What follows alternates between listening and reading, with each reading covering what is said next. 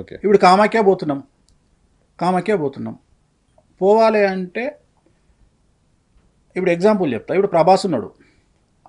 పెద్ద పెద్ద హీరోలు కూడా ఫస్ట్ క్లాస్ వేసుకొని పోతారు.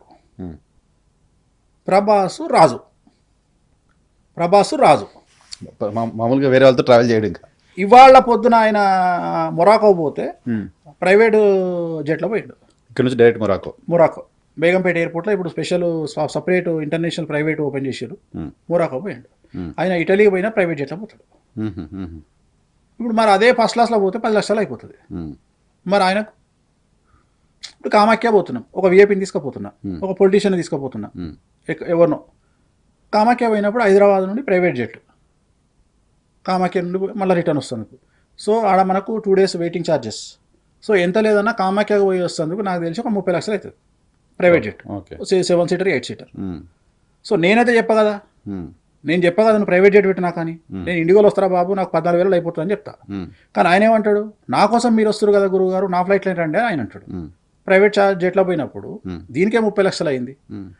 కామాఖ్యల పైసలు ఎక్కువ ఖర్చు అవుతాయి. ఎందుకంటే పంతులు సౌత్ ఇండియన్ అంటే ఎక్కువ తీసుకుంటారు.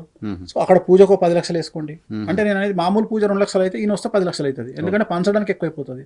సో అక్కడ అందరూ మామూలు రూమ్లో 1000 రూపాయల రూమ్ ఉంటే నేను రాడిసం బ్లూలో పెట్టాలి. రాడిసం బ్లూలో ఇవాళ 50,000 ఉంది రూము. సో పెరిగిందా లేదా బడ్జెట్? సో ఇక మీరు లక్షలు తీసుకుంటారట అంటే నేను తీసుకోనయ్యా. ఓకే, వేణుస్వామి 10 లక్షలు 20 లక్షల పూజకి తీసుకుంటారనేది దీనికోసం. మరి ఇదే కదా, ఇప్పుడు ఇదే కదా జరిగేది. మీ ఛార్జ్ ఏముంటుందో వాళ్ళని బట్టి నా ఛార్జ్ ఏముంటుంది. నేను రిలేషన్ మెయింటైన్ చేసినప్పుడు ఇప్పుడు మీరు ఉన్నారు, మీ దగ్గర నేను ఏం తీసుకుంటా? మీరు ఎవరైనా పంపించారు నేను ఏం తీసుకుంటా?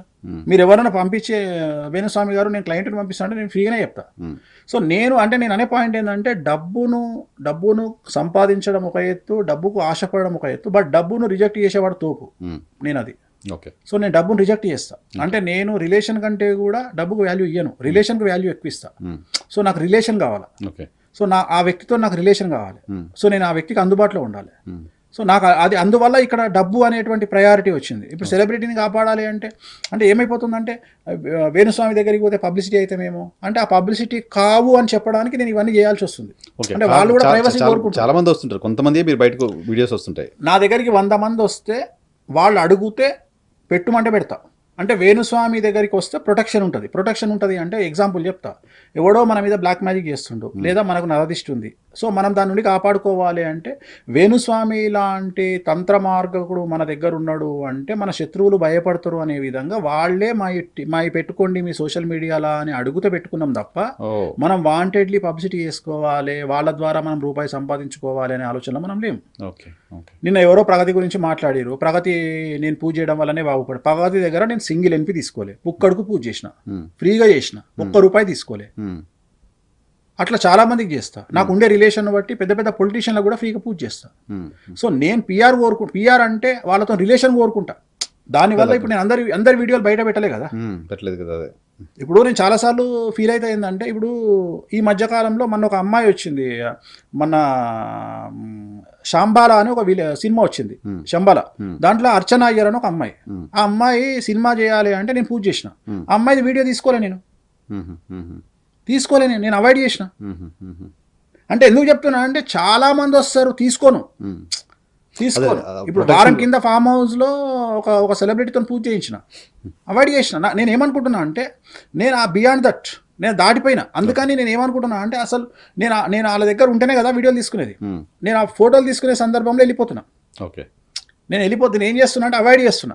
నాగేశ్వరరావు గారట ఇంటికి చుట్టాలు వస్తే అన్నం తినేటప్పుడు, డైనింగ్ టేబుల్ దగ్గర అన్నం తినేటప్పుడు చుట్టాలందరూ ఎక్కువ అన్నం పెడతారని ఈయన అవాయిడ్ చేసేదట. వెళ్ళిపోయేదట, బయట తిరగడానికి పోయేదట అన్నం తినే టైంకు. అట్లా నేను ఏం చేస్తున్నా అంటే, ఆశీర్వచనం టైంకు అక్షతలు వేసి మా వాళ్ళు ఎవరైనా సెలబ్రిటీస్ ఫోటోలు తీస్తారు కదా, ఆ టైంకి నేను జంప్ అవుతున్నా అక్కడ నుండి. నేను వెళ్ళిపోవడం వల్ల ఏమవుతుందంటే, నేను ఫోటోలే తీసుకుంటలేను వాళ్ళతోని. అంటే ఆ స్టేజ్ దాటిపోయింది. నాకు ఫోటోలు వద్దురా బాబు, ఎందుకంటే ఈ ఫోటోలు పెట్టుకొని నేను ఆ గ్రూప్లో ఎవడో పోస్ట్ చేసి వేణుస్వామి దగ్గరికి వీళ్ళు వచ్చారు వాళ్ళు వచ్చారు, ఇదంతా ఎందుకు నాకు పెంట. నేను ఇంకా పబ్లిసిటీ చేయదలుచుకోలేదు. నాకు వేరే వీడియోలు నా ఆడు పూజ చేయించుకుంటూ నేను ఎవ్వరి గురించి చెప్పదలుచుకోలేదు. So I want privacy. నేను ఫస్ట్ నా దగ్గరకు వచ్చిన క్లయింట్ల ప్రైవసీకి ప్రాధాన్యత ఇవ్వాలి అని డిసైడ్ అయినా.